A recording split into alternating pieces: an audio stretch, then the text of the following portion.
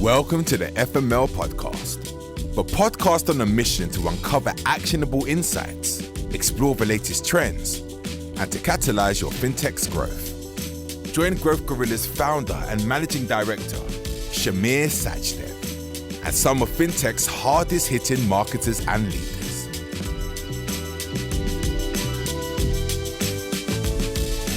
Welcome everyone to today's episode of the FML podcast. Today we're joined by Samantha de Groen, Product Marketing Manager at Bunq. Samantha, thank you very much for jumping on the podcast today. Thank you for having me. Could you tell us a little bit more about yourself and your journey so far and how you ended up at Bunq? Sure. So I'm actually originally from Miami in the US, and I made my way over to Amsterdam about 11 years ago. That's where I currently live now. I started my career actually in hospitality, like in the supply side of things. And then I ended up making a career change into tech, where I started working as Bunq's first growth marketer. And that was back in 2017. And since then, I've kind of grown and evolved with Bunq as well into the current role that I'm in now, which is product marketing manager at Bunq. Just for anyone who's listening who hasn't heard of Bunq, do you want to give us a quick overview of who Bunq are and what you guys do? Bunq is the second largest neobank in Europe, and our mission is to make life easy for digital nomads all across Europe. So we give them the tools to spend, save, budget, and invest like a local wherever they are. For us, what's really important is that our users are at the heart of everything that we do, and we'll probably talk some more about that throughout the show. But my role as a product marketing manager is to really embody that. So I work on a number of different propositions where I'm then the person that connects the dots between data, research, feedback from users. Where does Bunq want to go as a company? What makes sense from a business perspective? What can we actually push in the market that we're in?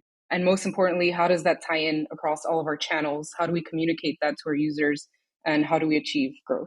One of the things that I've certainly learned while doing this podcast is that the really successful brands that we hear about and we talk about, the one common thing that they do is that they're constantly obtaining feedback from their users. And you've just mentioned it, obviously, that Bunq's no different.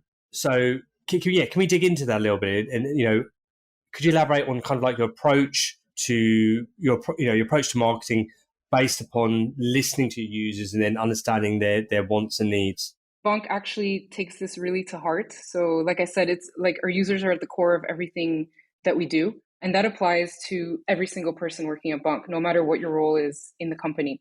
The way that we integrate that into our product and our marketing is that everything starts with why. And why do I need this? Why do I want this? And in order to be able to answer that why, you need to really be able to put yourself in your users' shoes and really understand their wants and needs. So Bunq, being Bunq, we took it like a step further. We have a persona, as many companies do. Their name is Ava. They're a 33-year-old digital nomad. So she's our champion. She's the person that we're basically building Bunq for. And every employee at Bunq is then an Adam. And Adam is there to basically serve Ava and make Ava's life easy. And what's unique about Bunq is that we kind of cater our entire company into solving needs for Ava's journey. So depending on where Ava is, we work towards that. And so coming back to the why, that's where we always need to start. And so being able to understand what are Ava's needs, what's on your mind, what are your blockers from achieving a certain thing, and how can we solve that for you? This why is basically the start of everything that we do in terms of product and in marketing, but also all the other teams, but mostly relevant for product and marketing here today. The kind of question that comes to mind, and I'm thinking about your sort of user persona, Ava, digital nomad, also sort of tying in the fact that you're the second largest challenger bank in Europe. Yeah. What's been the real differentiator? Because I feel like, we kind of just before the podcast started, we spoke about a year ago when we were at we were out at an awards ceremony. It feels like in the last 12 months alone, there's been sort of little neobanks sort of popping up left, right, and centre. How does Bunq differentiate themselves from, I suppose, traditional banking versus the up and coming new challenger banks? Yeah. That seems to be on the horizon. Like compared to traditional bankings, I think most challenger banks have kind of the same mission, which is to basically serve users, right? And to kind of start from that mindset instead of traditional banks where it was more company focused and it's a commodity, so everyone's just going to get a bank account anyways. So I think a lot of the challenger banks have this mindset of, okay, actually the user's needs are more important than that. And I think with Bunq, what sets us apart is that we actually take it to the next level. So our entire mission is to build a bank that sets you free. And that means that it helps you manage your money in a way that enables you to live the life that you want, in this case, digital nomad life, on your terms. And we transform the whole experience of what banking is and can be. For example, with Bunq, we have a whole sustainable angle, which we can get into later. But we also have a lot of social elements in it. So banking is social, right? Like we go out to dinner, we pay for things, we split bills, like we interact with money every day and in many different ways. And if you can have a product that's kind of integrated in your lifestyle and lets you be able to use that in order to kind of make your life easier, then that's what Bunq is. And that's what Bunq is trying to achieve. I mean, how do you make a bank more social? Maybe it's because I'm British and we don't talk about money or any feelings really. How do you make talking about money and banking social? I guess it's by kind of removing the taboo around it. I mean, and that's something we can get into later maybe as well, but each market has kind of their own nuances, right? So we're based here in the Netherlands where splitting the bill is very common. So it's very normal for you to go out to dinner. One person will pay and then we'll send you kind of a payment request so that everyone else can pay their parts. So that part's like kind of native to Dutch people. It's also just built into the Bunq app. So it's just super easy. Once you pay the bill, you just tap a button and it splits it with everybody. And if they have Bunq, all they need to do is literally press a check mark and it's accepted. And if they don't have Bunq, it'll send them a payment link, which they can then pay for with their credit card or like bank transfer or whatever they choose. What makes Bunq interesting is, okay, that's kind of the basics of banking, right? But we also have a whole other section in the app, which is all around activities, because you do things together. And in order to kind of truly be free and not worry about money admin, like we need to facilitate certain things for you. So, for example, you can create a group expense in the Bunq app. And that's super useful for when you're going on a trip with a bunch of friends. I use this all the time, every time I'm traveling. Basically, we all add each other in there. It's kind of like a splitwise functionality similar to that, where you then, everyone puts in their expenses. With Bunq, obviously it's automatic because you're using Bunq to pay for whatever you're paying for. And it evenly splits it between the people. You can also adjust that. And when you're done, you close the group expense and it'll automatically settle everything. So no one has to ask for reminders. No one has to kind of deal with complicated Excel sheets, that type of stuff. And I think there's a lot of ways to kind of just make banking more fun and kind of integrated in your life. It's all about just making things easier so you don't have to worry about it. The old school way of doing that was in a world where we were always operating in cash, right? So it was the bill came, we threw our £5 and £10 notes onto the table. Whatever was left, over and above the bill became the tip. But in a world where we're paying online constantly, solutions like that continue to make banking payments, social. Kind of looping those features back to the, almost like the first point we kind of discussed, which was listening to users' needs and wants. Have many of those features that you've implemented, has that come through research, getting insights from user behavior and speaking to customers? Yeah. So actually, one of our core values at Bunq is being data-driven.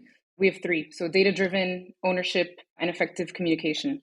So because data-driven it's literally a core value. So every Bunq employee needs to operate with that in mind. That means that everything that we do, whether it's a new feature, whether it's a marketing campaign, whether it's, optimizing something internally, it needs to be backed by data. And data, in that sense, it can be user research, it can be interviews, it can be surveys, it can be behavioral studies, like how are people actually using it? And all of that basically shapes the proposals that we make and the features or the things that we end up launching.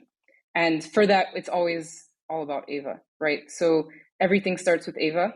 It's all about understanding what are Ava's needs and then building solutions to fix whatever issue Ava is running into. And I suppose that naturally then transcends into marketing communications and messaging and I suppose channel selection as well to a degree.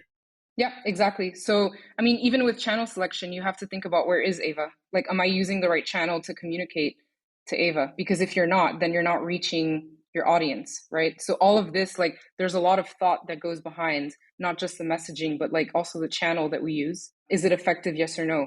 So we also have something at Bunq where like it's an evaluation, but every time we launch something, we closely monitor it for at least 6 weeks. That's like our standard evaluation period. And we check once a week, like what's going on, not just feature usage, but is it working as we hoped? What's Ava saying? Like we try to really dig into it. And there's always action points that come out of it. And that also gives us a chance to iterate and improve like very quickly, right? Because we're actively listening and seeking feedback. So sometimes feedback comes to us because, Ava will post stuff, I don't know, on Twitter or on our community forum, which is called Bunq Together, or they'll write us a ticket in the app, and we check all of this. And if we don't get enough insights that come to us, then we actively seek input as well. So we'll send surveys. Sometimes we set up user interviews, and then we also just kind of study like how is this working. And thanks to that, we're able to adapt the product and fix things that we didn't consider, or maybe we assumed something, but we assumed it wrongly. And actually, Ava thinks different. And that gives us a lot of room to kind of make improvements continuously. Thinking about how your user persona responds to messaging and features and that channel selection piece, I've got sort of two questions. One's a bit of a cheeky question. Is Ava a different person depending upon the territories that you're in? Does that persona change slightly? I would say slightly, yes, but very ever so slightly. So you have, especially digital nomads, right? I think they're everywhere. They're international people. They travel a lot. They have a certain lifestyle. They work a certain type of job. They have a certain income level. So to that extent, they're similar. But obviously, in every market, like there is a nuance. Like a Dutch person is going to be different from a German person versus a French person. So I think being able to understand these nuances is really important, because that's how you can really connect with your audience in the local market. Yeah, the part two of that question really is you kind of said, you mentioned about nuances per market. And we've seen this working with different clients. We had, we're looking after a crypto trading platform, and I think we went about 25, 26 different countries across Europe. The mix of channels was different. Have you seen that as well on your side of the fence? Are you finding that what you're running in Spain is very, very different from what you're running in the Netherlands versus Italy, for example? At Bunq, we try to keep things as standardized as possible. So we always kind of start with one central point, and then we put it out there, see how it works, how it reacts, and then we adjust accordingly. So I think this is always going to be a work in progress, to be honest. Like there's no right way or wrong way, but in the way that we approach it is, okay, we have a standard thing. This is what we're putting out there. Let's see, how is it behaving in France? Like, is this the right channel mix for France versus Germany? Like, so, and this is where research comes in play as well, right? So we need to understand, like, where is Ava? Like, where is German Ava? Like, what are they up to? Are they on YouTube? Are they on Instagram? Are they on TikTok? Like, where can we reach them? And we do see some differences per markets, right? So that means we do need to adapt the channel mix a little bit. But at the end of the day, it's finding that balance, right? Because you don't want to start adding a million channels, because then it becomes unmanageable and then your quality goes down. So am I right in sort of assuming that you've sort of developed almost like a market entry playbook for when you're launching into a new territory? You know the channels that have worked for you. Obviously, as you add a new territory to your repertoire, you're collecting more data points, and so therefore your playbook is effectively becoming more and more robust. And so I suppose once you're sort of half a dozen territories in, you're launching the playbook with a pretty high degree of confidence, knowing that you're going to have to make some adjustments between, let's say, budget per channel, and then I suppose messaging to a degree as well.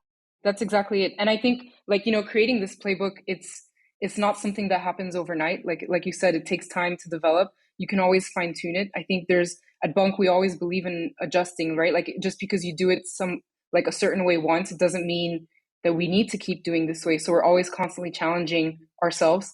Can we make this better? Is it worth the time and effort to make this better, or is it fine the way that it is now? So that's what's going on in our heads, like, all the time. And then if we want to make a change, or if we want to improve something, like, what can we expect? So we shouldn't just change something just for the sake of changing something. So that's the part where the research comes into play. And then we test. So, we're data driven. So we'll do A/B tests as much as possible just to check before we commit to anything too drastic. Off the top of your head, has there been any surprises in terms of channel mix from territory to territory? Is there sort of any vast differences that you've seen, between one territory and another? that kind of made you, made you all at Bunq go, didn't expect that? I mean, typically when you have a certain type of persona, like we kind of expect them to be kind of in the same areas. And sometimes YouTube performs better than, I don't know, TikTok or whatever. But that I would say it's not like super surprising in that sense.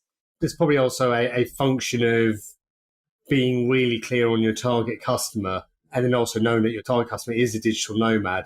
Whereas I suppose if you're going after business owners from territory to territory, that could change quite vastly as well, right? Yeah, Because I think the whole purpose of digital nomad is that they're going to be somewhat malleable to the different territories that they're in. Yeah. I would say the more challenging part is really understanding the local nuances. So as a bank, it's not just about, hey, let's adapt our messaging, but there's all kinds of local regulations in every different country that introduces a whole new wave of things that we didn't think about, or ways of living that we didn't think about. So to give an example, Germany, for example, is more cash heavy than the Netherlands. So how does that impact German Ava?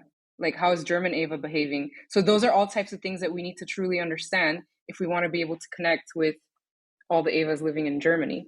Kind of going down the path of looking at the sort of local nuances. I know that Bunq, kind of has this concept of banking like a local.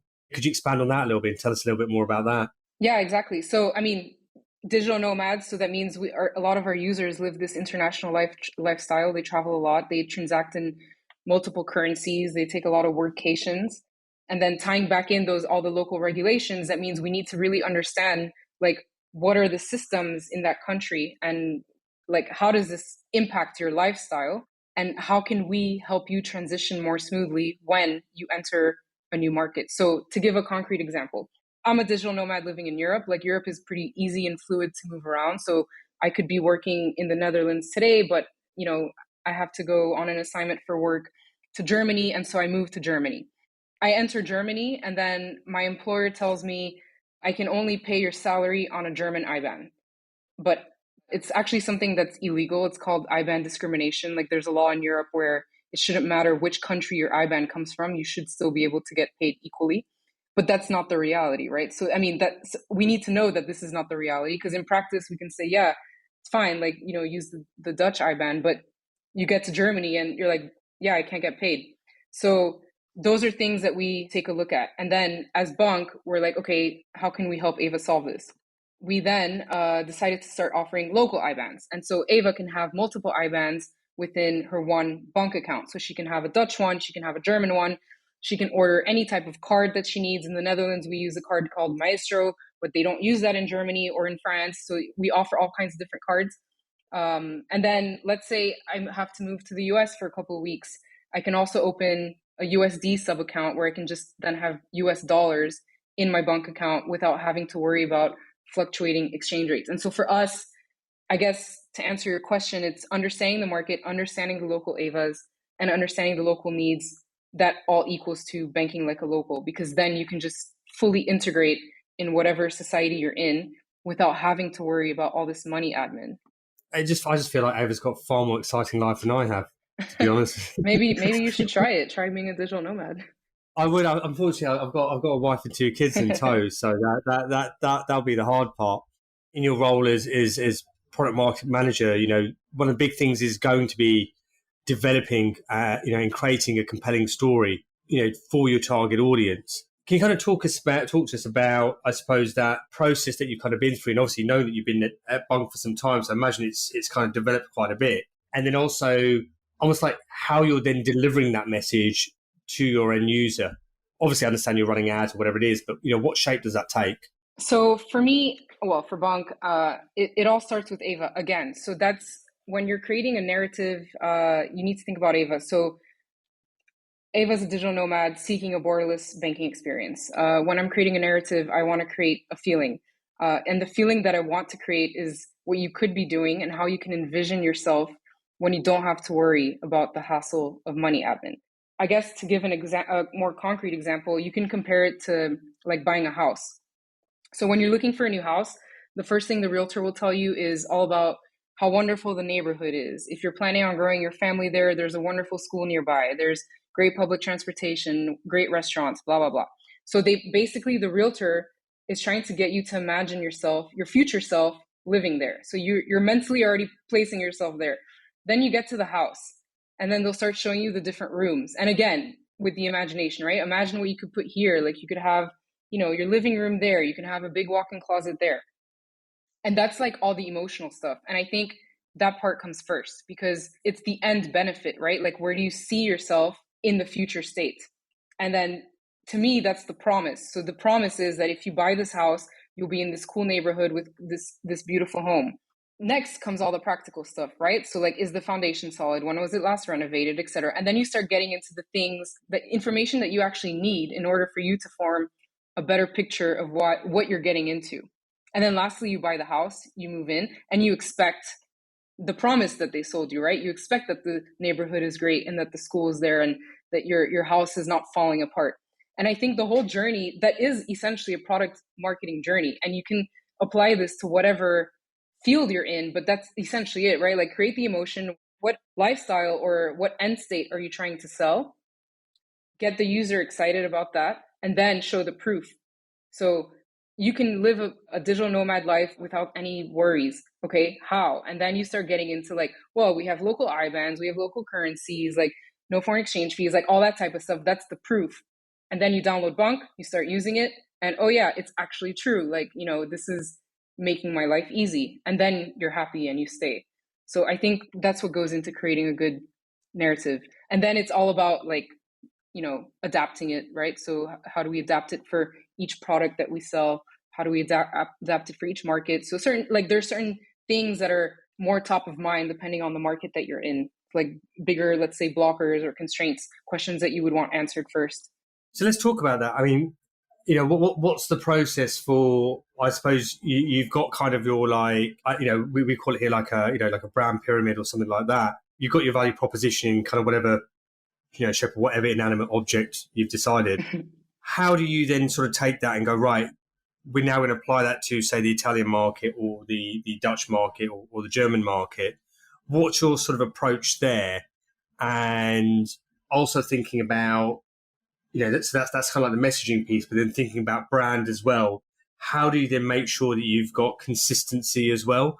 Because I suppose the big thing about, again, with digital nomads, the unique thing that you have is that if you do have individuals that are kind of moving from country to country, territory to territory, it's absolutely imperative for you to be consistent across every single border, right? Yeah, exactly. So, I mean, brand consistency, that's like like you said, that's a no-brainer. That needs to stick.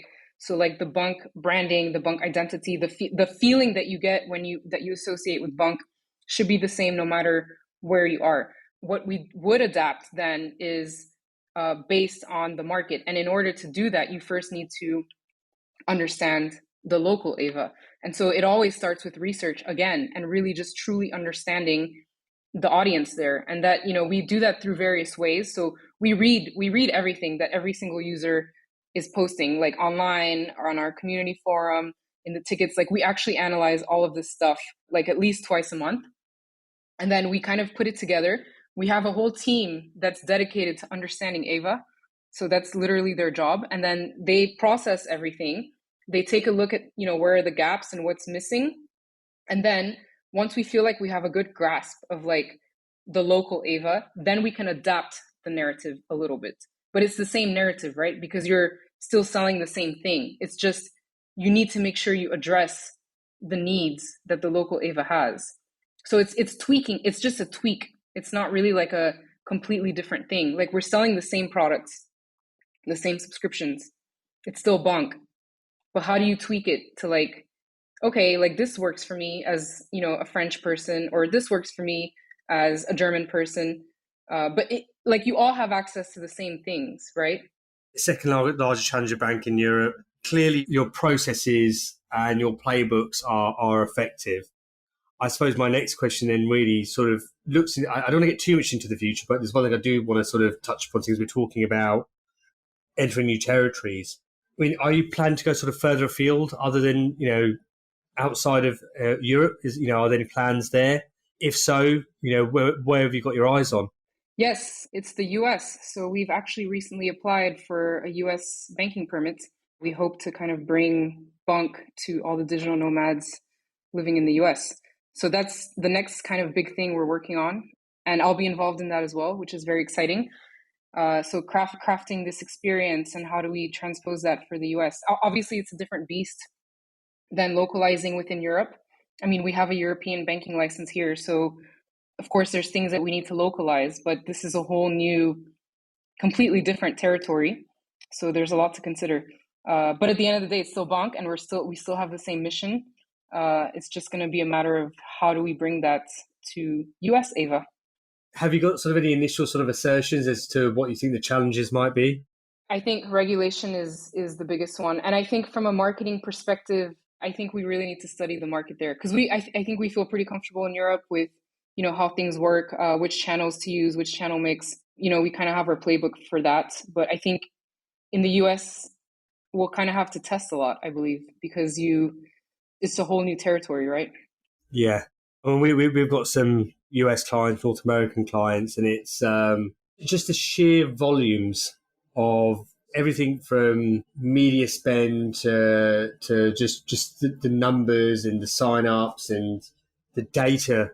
It's an order of magnitude larger than the UK, certainly, and Europe, certainly, as well. The population in the US alone is like 300 million or something like that. So I think it's just crazy. Exactly. So that'll be definitely super interesting to work on.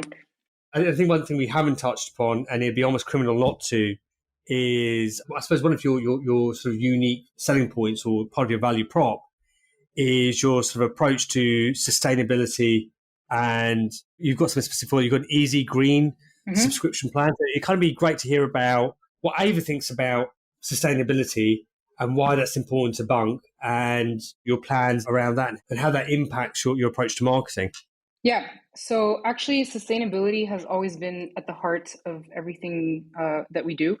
Bunq was born after the big banking crisis. At that time, our founder thought, actually, banks are a bit shady and we can do things differently and we can put the people back in charge of their money. So that's always been something that we believe in. And so we were the first bank to launch what we call freedom of choice, which is that you can choose where your money is invested, because a lot of banks, you don't actually know where your money is going. And at Bunq, that's something that you can choose. And we've had this pretty much since we got started. And I think that has evolved throughout the years because sustainability is important to us. We believe in like a green, a diverse, an inclusive future for everybody. You keep in touch with the trends, right? Like climate change you can't ignore that. It's literally happening. And so we wanted a way to kind of make it easy for our users to make a difference and to essentially offset their carbon footprint. So indeed, one of the plans that we offer, it's called Easy Green. And in this plan, users can plant a tree for every 100 euros that they spend with their Bunq card. To this day, we've actually already planted over 14 million trees, which is pretty incredible. All these trees are being planted in Kenya. They're mangrove trees, and we track them. So in the app, there's a whole section in the app. It's called the Green tab, and you can see how many trees you've planted. You can see your carbon footprints. You can keep track of all of that.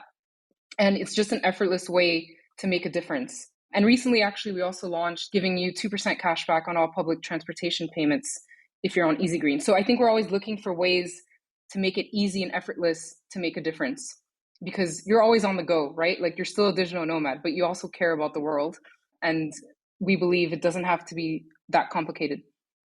Well, I suppose we know what's next on the horizon for Bunq. Yeah. It's your launch into the States. I'm a bit concerned I might have stolen your thunder there. Other than this huge launch into the States, that's going to be absolutely transformational for Bunq. What else is in the future for you guys? Expanding internationally is what's kind of big on the agenda now. So whether that's in Europe, going deeper into the markets that we're already in, or into new markets like the US, it's time to take things to the next level and make Bunq great for the millions of digital nomads that are out there. So I guess the next phase is really diving deep into this localization and how can we make sure that the product lands in all the different markets. Before I let you go, I'd just like to jump into our quick fire round. What podcasts are you listening to at the moment?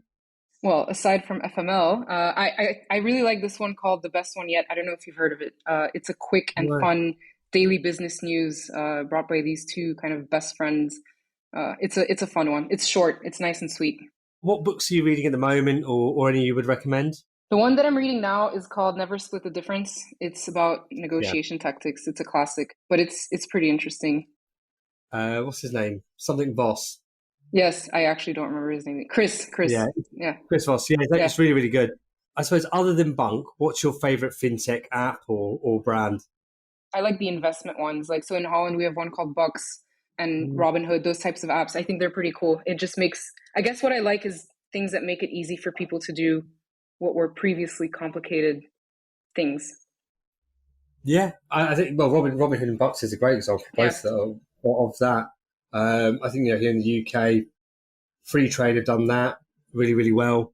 One of our clients, Invest Engine, I think they've done a great job of, in fact, I think they've actually got a step further than Free Trade and Robinhood. I mean, they made it really, really easy to invest as well.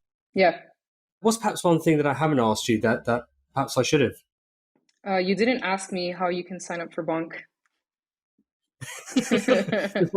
I love it. How can you sign up for Bunq? Please tell us. Just download the app. It's super easy. Just create an account in 5 minutes. That's the nice thing about it as well. So you can do it on the go.